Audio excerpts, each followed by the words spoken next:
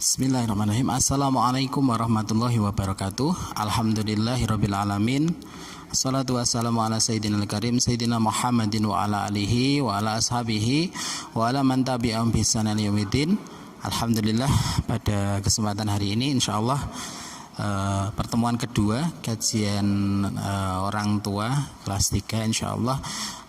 Semoga dengan pertemuan ini sebagaimana yang kemarin di Muqaddimah menjadikan dengan dibacakannya kitab Riyadhus Shalihin ini menjadikan rumah rumah kita menjadi taman-taman orang-orang yang sholih. Terima kasih sebelumnya, kemarin sudah kita sampaikan terkait dengan Muqaddimah kitab ini. Semoga bagi yang belum mungkin nanti bisa diklik di link yang Muqaddimah, nanti bisa diikuti dulu Muqaddimahnya.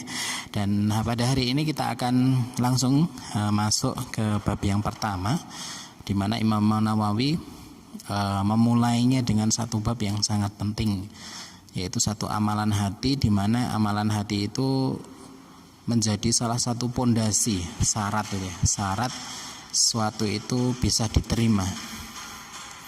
Terkait dengan pendidikan anak-anak kita pendidikan anak-anak kita ini juga menjadi satu pondasi, di mana kemudian dari pondasi inilah nanti ketika usaha kita dalam mendidik anak kita diterima oleh Allah, maka insya Allah kita akan mendapatkan keberkahan dari usaha kita. Salah satu keberkahannya adalah anak kita diberikan anak-anak yang solih Namun ini menjadi satu pondasi yang sangat luar biasa, di mana kalau kita tidak menjadikan bab pertama ini menjadi pondasi dalam kita mendidik anak kita, maka keberkahan itu tidak akan diterima, keberkahan itu tidak akan wujud, tidak akan muncul dalam kehidupan anak-anak kita. Maka mungkin salah satu perlu kita introspeksi diri kita Kalau kita sudah mungkin sering memberikan nasihat kepada anak kita, tapi kok anak kita itu masih tidak menurut dengan kita, mungkin landasan kita dalam memberi nasihat itu belum benar belum sesuai niatannya belum benar, sehingga apa yang kita sampaikan kemudian belum diterima. Walaupun tidak semua amalan ikhlas itu kemudian langsung menyebabkan hal tersebut namun paling tidak ketika amalan itu ikhlas karena Allah, sama-sama memberi nasihat, tapi kemudian ketika kita memberikan nasihat karena Allah, maka nasihat kita atau amal kita akan diterima sebagai ibadah kepada Allah Subhanahu wa taala. Sedangkan kalau yang tidak kita niatkan, dan nanti insyaallah juga ada keberkahan sehingga mungkin anak-anak kita lebih manut dan sebagainya.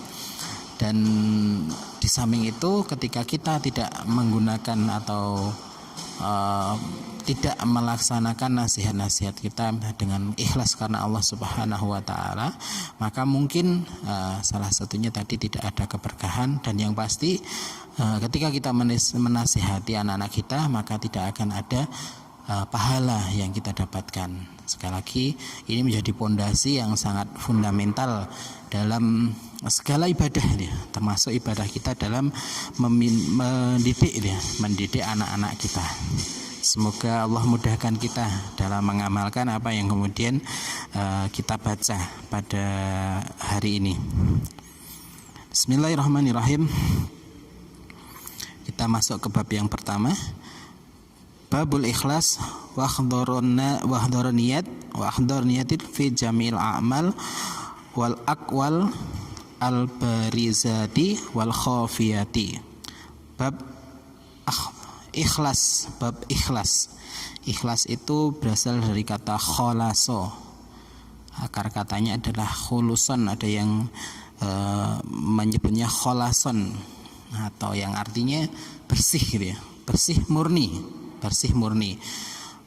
Kalau kita menyebutkan susu yang masih murni, masih asli, belum ada campurannya, maka itu adalah susu yang murni, bersih gitu ya. Begitu juga air yang murni itu hampir yang bersih. Maka ikhlas ini bersih, hanya untuk kemudian untuk Allah Subhanahu wa taala. Inilah yang dinamakan kemudian ikhlas. Tidak ada niatan lain kecuali untuk meraih ridha Allah dan mencari pahala Allah Subhanahu wa taala. Itulah yang dinamakan niat. Kalau Imam Nawawi Al-Bantani bukan Imam Nawawi yang ini ya, Imam Nawawi yang Yahya bin Sharf itu, tapi Muhammad An-Nawawi Al-Bantani, salah seorang ulama Indonesia yang sangat terkenal, menyebutkan al-ikhlasu bi an tahurat khawasuhu adh-dhahiratu wal batinahu minal akhlaqid damimah. Ikhlas itu adalah membersihkan khawasu panca indrinya, at-tahurun membersihkan wal batinah, dhahiran wal batinah, zahir dan batin, dari akhlak yang tercela. Itulah yang didefinisikan oleh Imam Nawawi Al-Bantani. Jadi ikhlas itu adalah murni ikhlas hanya untuk Allah Subhanahu wa taala, mencari ridha Allah Subhanahu wa taala. Wa akhdharin niat, dan menghadirkan niat. Ulama fuqaha mendefinisikan niat secara bahasa. Niat itu adalah qasdun itu berkeinginan, juga berarti azmun itu berkeinginan kuat. Azam itu, azmun itu berkeinginan kuat. Mas azam itu adalah berkeinginan kuat. Dan ulama fikih mendefinisikan sebagai niat itu adalah qasdu syai'in muqtaranan bi fi'lihi, atau menyengajakan atau berniat melakukan sesuatu muqtaranan bersamaan bi fi'lihi, dengan perbuatannya. Jadi menghadirkan niat ini dalam bab ini menghadirkan niat fi jamil amal, dalam segala amal, wal aqwal, dan segala perkataan, al barizati, yang tampak, wal khafiyati, dan yang tersembunyi.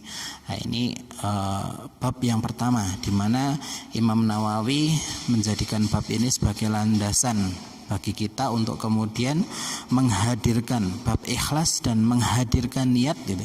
Menghadirkan niat dalam segala amal, segala perbuatan, dan segala perkataan, baik itu yang zahir maupun yang batin.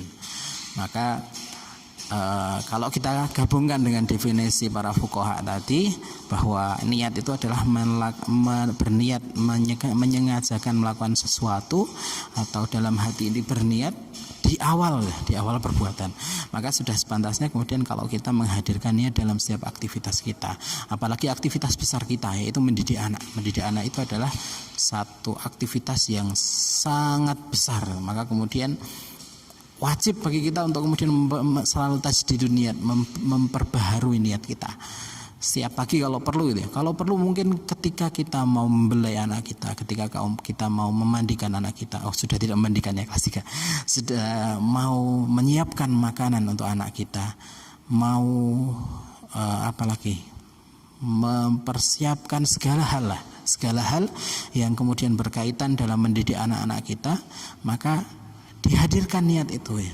Dihadirkan niat ini untuk Allah Subhanahu wa taala. Jadi ketika kita melakukan hal-hal yang sepele, bahkan mungkin kemudian kita membersihkan rumah kita, kalau kita berniat untuk memberikan contoh mendidik anak kita, bismillah ini karena Allah Subhanahu wa taala, maka ini menjadi satu amal ibadah yang luar biasa, yang berpahala sangat besar. Maka sekali lagi instruksi bagi diri kita, apakah kita kemudian sudah selalu menghadirkan dan ini di bab yang pertama ini Imam Nawawi mengajak kita untuk akhdhar niat, atau menghadirkan niat dalam segala amal, baik itu perbuatan atau perkataan, baik itu yang tersembunyi gitu ya, ketika kita mendoakan anak kita atau ketika kita mencuci baju anak kita gitu ya. Itu semua diniatkan karena Allah Subhanahu wa taala, ikhlas untuk Allah Subhanahu wa taala. Itu bab yang pertama yang menjadi landasan segala amal perbuatan. Maka kemudian wajib bagi kita untuk selalu menghadirkan niat dalam setiap amal perbuatan kita. Imam Nawawi membuka bab ini dengan 3 ayat dalam Al-Quran, dari Al-Quranul Karim. Qala Allah Ta'ala, wa ma umiru illa liya'budullaha mukhlishina lahuddin hunafa wa yuqimus shalat wa yu'tuz zakat wa dzalika dinul qayyimah. Ini di surat Al-Bayyinah ya, ayat kelima. Wa ma umiru, wa ma dan tidak diperintahkan.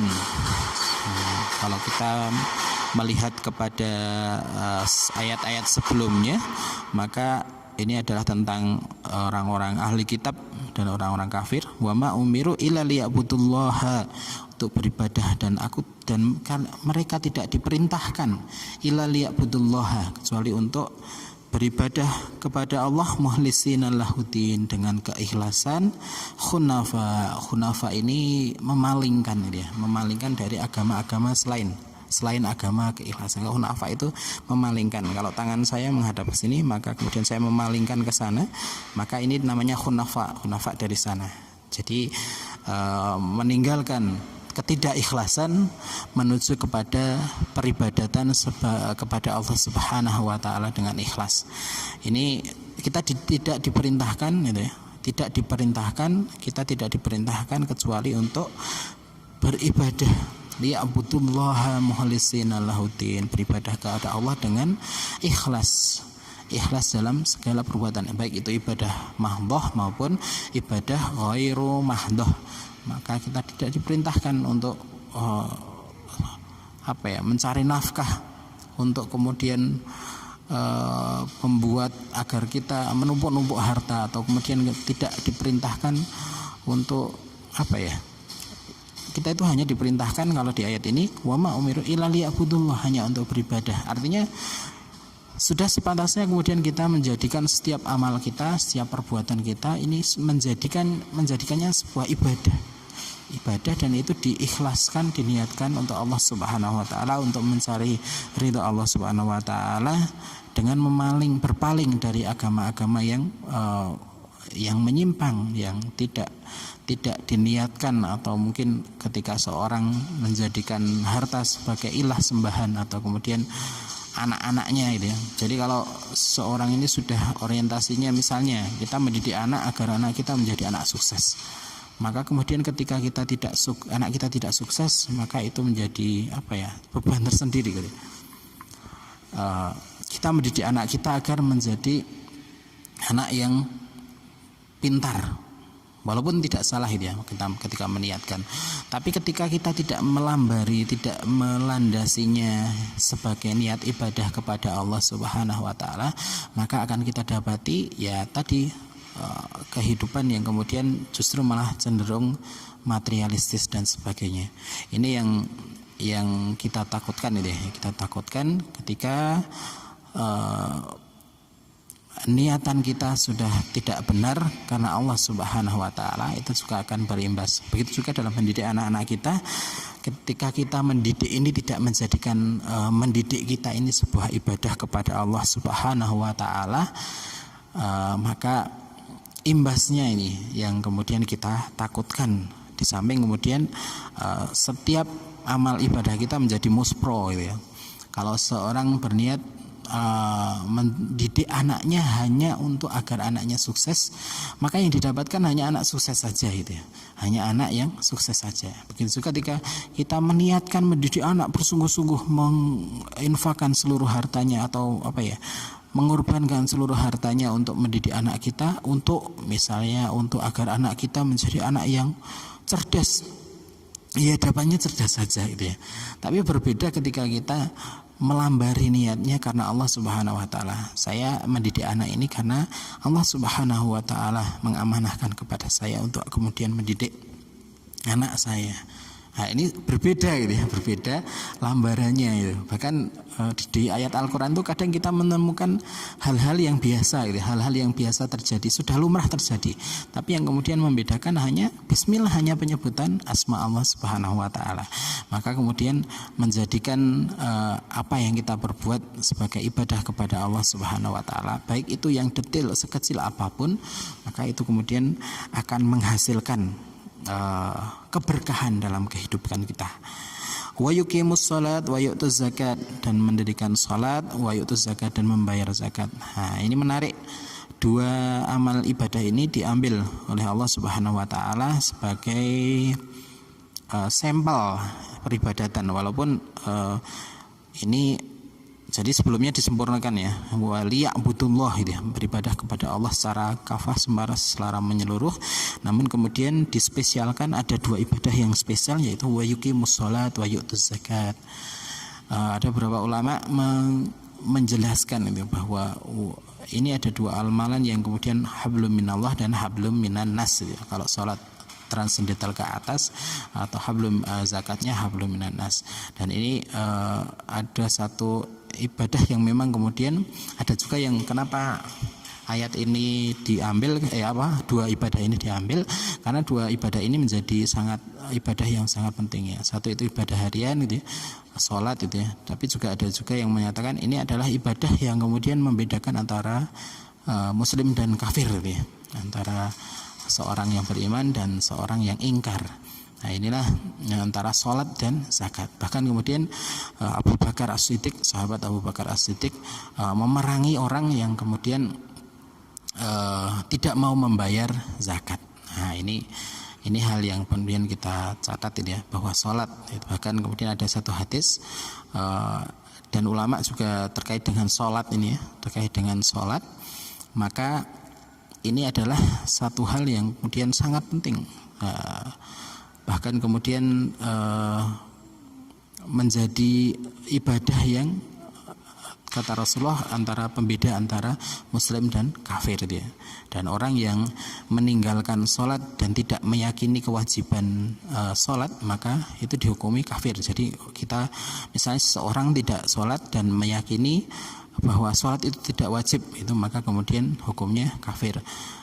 Kalau orang itu meninggalkan sholat karena malas gitu ya, maka itu dosa besar gitu ya, dan ada hukumnya, ada hukumannya. Ini dua ibadah yang sangat penting gitu ya, dan ini juga menjadi satu pondasi dalam tarbiyatul aulad kita, mendidik anak-anak kita, yaitu sholat dan zakat gitu ya. Mendidik anak kita untuk kemudian sholat. Bahkan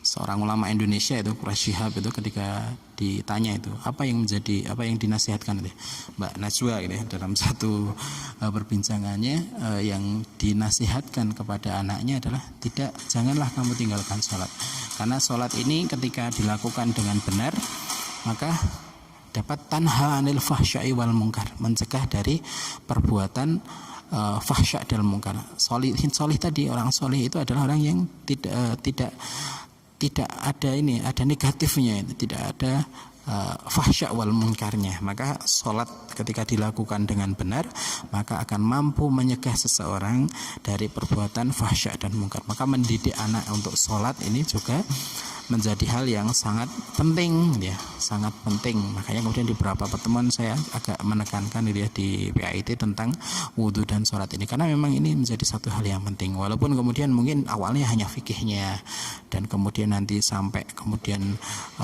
tingkatan sholat khusyuk dan sebagainya. Ini adalah yang kemudian proses yang dilakukan, ilmu diamalkan, dan itu akan bertambah terus proses itu ya. Walaupun kadang iman itu al-yazidu wal yanqus, tapi kemudian ketika seorang baik sholatnya, kata Allah Subhanahu wa taala, innas sholata tanha 'anil fahsya'i wal munkar. Jadi kalau kita menginginkan anak kita baik, maka salah satu hal yang penting adalah kemudian mendidik sholat anak kita. Alhamdulillah bapak saya alhamdulillah sejak kecil sudah mengajarkan untuk kemudian sholat di masjid jamaah di masjid. Dan saya kelas 3 dulu, SD kelas 3 itu bapak sudah mulai membangunkan saya jam 3 itu ya, jam 3 malam itu sudah mulai didodok kamar saya, dodok ya. Bangun, walaupun kadang saya tidak bangun tapi bapak saya sudah mulai mendidik untuk qiyamul lail dan ini alhamdulillah semoga ini menjadi amal jariah bagi bapak saya terkait dengan sholat ini. Dan ini satu hal yang penting yang mungkin dicontohkan oleh bapak saya tadi, bagaimana agar anak-anak kita mungkin bapak saya sedang mengajari saya gitu ya, dulu itu mendidik anak itu sholat itu begitu pentingnya, walaupun beliau tidak mengatakan, tapi kemudian bahkan di kelas 3 itu saya sudah setiap malam didodoki gitu ya, jam 3 atau jam setengah 4 sudah didodok kamar saya untuk bangun, walaupun kadang tidak bangun tapi itu hal yang penting ya. Sekali lagi, ibadah sholat itu menjadi hal yang kemudian perlu kita tekankan dalam pendidikan anak-anak kita. Wa yu'tuz zakat, dan kepedulian sosial ini juga akan perlu kita tanamkan dalam anak-anak kita dengan melatih sedekah, zakat dan sebagainya. Dan ini memang ibadah yang spesial, dua ibadah ini. Dan ini tidak ditinggalkan, sholat itu tidak boleh ditinggalkan oleh siapapun selama masih hidup itu. Bahkan orang yang sudah tidak bisa bergerak pun bisa memberi isyarat, maka kita tetap diwajibkan untuk sholat dengan isyarat itu ya. Wadzalika dinul qayyimah, dan ini adalah agama, dan hal yang demikian itu adalah dinul qayyimah, agama yang lurus. Ini ada surat yang pertama, ayat yang pertama yang diambil oleh Imam Nawawi di surat Al-Bayyinah ayat ke-5. Wa ma umiru illa liya'budullaha mukhlishina lahuddin hunafa wa yuqimus shalat wa yutuz zakat wa dzalika dinul qayyimah. Jadi ketika hidup kita pengen lurus, dinul qayyimah, way of life kita lurus, maka kita harus kemudian, kalau kita bisa ambil kesimpulan dari apa yang kemudian disampaikan, yang pertama mungkin yang disampaikan Imam Nawawi adalah bahwa kita seharusnya menjadikan setiap aktivitas kehidupan kita, setiap detail aktivitas kehidupan kita adalah dalam rangka ibadah kepada Allah Subhanahu wa ta'ala. Dan ini adalah way of life yang lurus, kehidupan yang benar, kehidupan yang mubarakah insyaallah. Itu yang pertama dari surat Al-Bayyinah ayat ke-5. Kemudian Imam Nawawi mengutip lagi ayat surat Al-Hajj ayat ke-37. A'udzubillahi minasyaitonirrajim. Bismillahirrahmanirrahim. La yanalallaha luhumuha wala dima'uha walakin yanaluhu taqwa minkum. Jadi ini berkaitan dengan udhiyah atau kurban ya. Jadi orang-orang jahiliyah itu kalau dulu berkurban maka kadang diarahkan sembelihannya itu ke Ka'bah ya, ke Ka'bah, kemudian dimuncratkan, diarahkan ke Ka'bah, kemudian agar mengalir darahnya ke Ka'bah itu. Kemudian dioles-oleskan ke Ka'bah, ke patung-patung dan sebagainya. Maka kemudian dibantah oleh Allah Subhanahu wa taala. Dagingnya juga dipersembahkan kepada berhala-berhala. Dan ini dibantah oleh Allah. La yanallahu luhumuha, dan tidak sampai kepada Allah laham daging kalian wala dima'uha, dan darahnya, tapi yang sampai kepada Allah adalah taqwa minkum, ketakwaan kepada Allah Subhanahu wa taala. Jadi dalam konteks ini, konteks sembelihan yang nanti sampai kepada Allah Subhanahu wa taala, bukan dagingnya, bukan darahnya, bukan dagingnya, tapi kepatuhan, ketaatan kepada Allah Subhanahu wa taala, ketakwaan inilah yang kemudian sampai kepada Allah Subhanahu wa taala. Jadi ketika seorang berkurban ini bukan karena ketakwaan, misalnya agar dianggap orang kaya, dianggap orang yang mampu dan sebagainya, maka ini tidak sampai, dan darahnya ini tidak sampai darah dan dagingnya itu. Tapi yang sampai dalam ibadah itu adalah ketakwaannya. ketakwaan, kepatuhan kita kepada perintah Allah.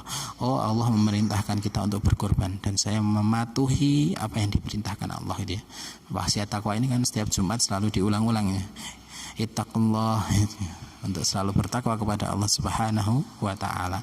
Dan inilah yang kemudian hal yang penting, yang sampai bukan apa yang kita lakukan tapi ketakwaan kita kepada Allah Subhanahu wa taala.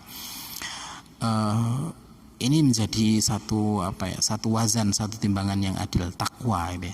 Jadi kadang misalnya orang yang mampu dan tidak mampu gitu ya, sama-sama mengeluarkan uang, yang satu mungkin 1 juta dan 1.000 gitu ya. Tapi yang mampu ini 1 juta dari 1 miliar gitu ya. Kalau yang 1.000 ini 1.000 dari 10.000 gitu ya. Dia sama-sama mengeluarkannya untuk mendidik anaknya gitu ya. Sama-sama mengeluarkannya untuk mendidik anaknya. Dan yang diterima adalah besarnya kepatuhannya kepada Allah Subhanahu wa taala. Inilah yang dinamakan ketaatan kepada Allah Subhanahu wa taala. Besarnya ketaatan kepada Allah Subhanahu wa taala. Inilah yang kemudian akan dinilai oleh Allah Subhanahu wa taala dan yang akan sampai kepada Allah Subhanahu wa taala. Jadi mungkin kalau kita ibaratkan bukan besaran uang yang kita keluarkan atau bukan besaran waktu yang kita alokasikan itu ya, tapi ketakwaan kita kepada Allah Subhanahu wa taala dalam mendidik anak kita, itulah yang nanti akan diterima oleh Allah Subhanahu wa taala. Ini menjadi satu hal yang penting dia, ketakwaan kepada Allah. Jadi orientasinya tidak lagi apa yang kita lakukan gitu ya, tapi dalam mendidik anak kita, apakah ini dalam rangka ketakwaan kepada Allah Subhanahu wa taala atau hanya sebagai kewajiban biologis sebagai orang tua gitu ya. Ini berbeda. Kalau niatan kita hanya sebagai ini anakku, aku cinta kepada anakku, maka aku harus kemudian merawat anakku. Sama seperti burung itu, burung juga sama ya. Burung merawat anaknya, hewan-hewan juga merawat anaknya, mendidik anaknya. Bagaimana hewan misalnya singa mendidik anaknya, bagaimana menerka makanan agar menjadi mandiri dan sebagainya. Tapi yang membedakan adalah keikhlasan kepada Allah Subhanahu wa taala, di mana kemudian seseorang menjadikannya ini sebagai ini aku diperintahkan oleh Allah Subhanahu wa taala untuk mendidik anak-anakku menjadi anak yang solih, maka kemudian aku melaksanakan perintah Allah Subhanahu wa taala. Itu insyaallah menjadi itulah ketakwaan itu ya, ketakwaan. Jadi ketika mendidik anak itu bukan perbuatannya atau alokasi uangnya, besarannya itu, tapi ketakwaan ya, di mana kita kemudian yang kita korbankan, seberapa takwa kita kepada Allah, itulah yang kemudian akan diterima oleh Allah Subhanahu wa taala. Ya la yanalallaha luhumaha wala dima'uha gitu ya. Tidak diterima dagingnya, darahnya itu, fisiknya itu ya, amal fisiknya itu kemudian bukan itu yang kemudian diterima itu ya. Tapi yang diterima adalah ketakwaannya, kepatuhannya kepada Allah Subhanahu wa taala dalam menjalankan perintah dan menjauhi larangan. Itu adalah yang kedua. Ayat yang kedua dari surah Al-Hajj ayat 37. Kemudian yang terakhir, ayat kita bahas 3 ayat ini saja dulu gitu ya, sebelum besok insyaallah pekan depan kita akan masuk ke hadis yang pertama. Ayat yang ketiga, Qul in tukhfu ma fi sudurikum aw tubduhu ya'lamullah. Qul in tukhfu, jika kamu menyembunyikan ma fi sudurikum, apa yang ada di dalam dadamu, aw tubduhu, atau menampakkannya, ya'lamullah, maka Allah Maha mengetahui. Allah akan mengetahui setiap apa yang kemudian kita simpan dalam hati, dalam bisikan hati kita, Allah mengetahui. Dan ini harusnya menjadi introspeksi bagi diri kita untuk kemudian orang muslim itu luar biasa ya. Orang muslim itu luar biasa. Kenapa? Karena niat jelek saja itu tidak dibenarkan itu ya. Berniat jelek atau sesuatu yang tidak terlihat, batin elek itu seorang muslim tidak boleh ini. tidak diizinkan. Bahkan kita dianjurkan atau diajarkan oleh Nabi kita untuk berhusnudzon dan nyono apik, berprasangka baik kepada orang lain gitu ya. Bahkan niatnya pun harus niat baik. Sebagaimana yang disampaikan dalam ayat ini, apa yang kemudian kita sembunyikan dalam hati kita atau kemudian apa yang kita tampakkan dalam hati kita, maka itu akan Allah Maha mengetahui, Allah mengetahuinya. La ya'lamullah, Allah Maha mengetahuinya dia. Jadi ketika kita bekerja, kita melakukan sesuatu, tidak lagi kemudian patokannya itu, apalagi mendidik anak ini. Mendidik anak itu patokannya kalau saya sebagai guru misalnya mengajar itu bukan patokannya, bukan lagi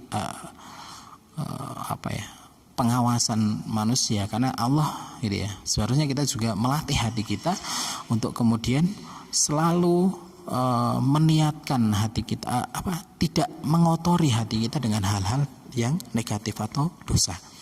Karena semua perbuatan itu Allah mengetahui dan Allah mengawasi. Makanya kemudian kemarin kita sampaikan termasuk adab di dalam WC itu ya, di dalam masuk kamar mandi itu kan salah satunya mengajarkan muraqabatullah, diawasi oleh Allah Subhanahu wa taala.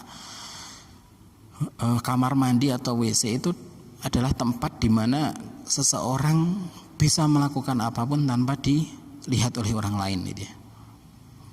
Mau melakukan apapun, mau bermaksiat apapun sangat bisa di dalam WC ini dia. Tapi kemudian Allah mengajarkan doanya saja pakai kaki kiri. Itu yang pertama, di luar WC itu lebih baik daripada di dalam WC. Maka kemudian kaki yang digunakan untuk melangkah adalah kaki kiri. Doanya a'udzubika minal khubusi wal khaba'is. Aku berlindung kepadamu ya Allah dari setan laki-laki dan setan. Jadi ketika masuk pun kita itu sudah mengajarkan, doanya itu mengajarkan hati kita untuk diawasi oleh Allah Subhanahu wa taala. Maka jangan kemudian bermaksiat kepada Allah di dalam WC. Dan ketika keluarnya pun ghufranaka gitu ya. Kita mohon ampun kepada Allah karena kita tidak berzikir di dalam WC itu. Nah, itulah kemudian adab-adab yang kecil seperti itu mengajarkan kita untuk muraqabatullah atau merasa diawasi oleh Allah Subhanahu wa taala. Dan ini ayat yang ketiga, qul in tukhfu ma fi sudurikum aw tubtuhu ya'lamullah. Jika kita menyembunyikan apa yang ada dalam hati kita atau menampakkannya, maka Allah mengetahui.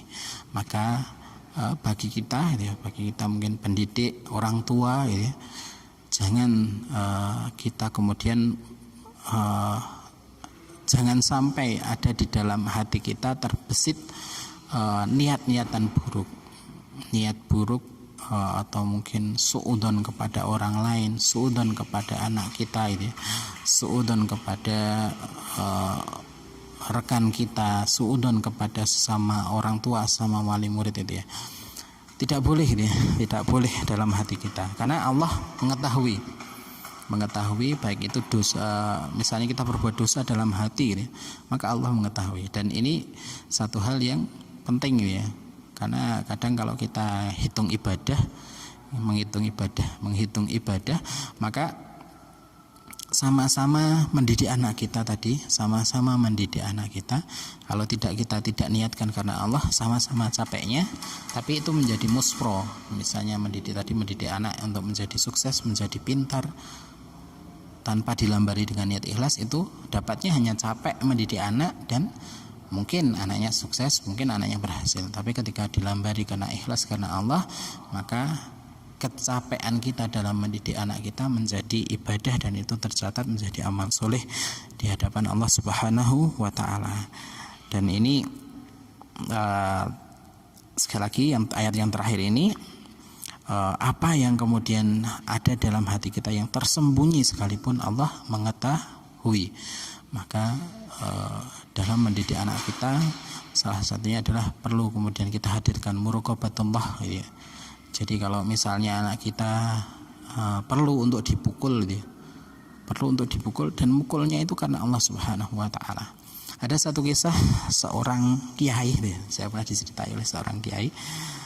Jadi dulu ketika kecil itu dia ya sudah umur 10 tahun, kemudian dia main sama teman-temannya. Waktunya sholat dia tidak sholat, kemudian bapaknya tadi itu membawa sapu lidi. Sapu lidi itu kalau kita dipukul itu kan sebenarnya nggak sakit ya. Sapu lidi dikejar-kejar itu anak itu, dikejar-kejar mau dipukul pakai sapu lidi.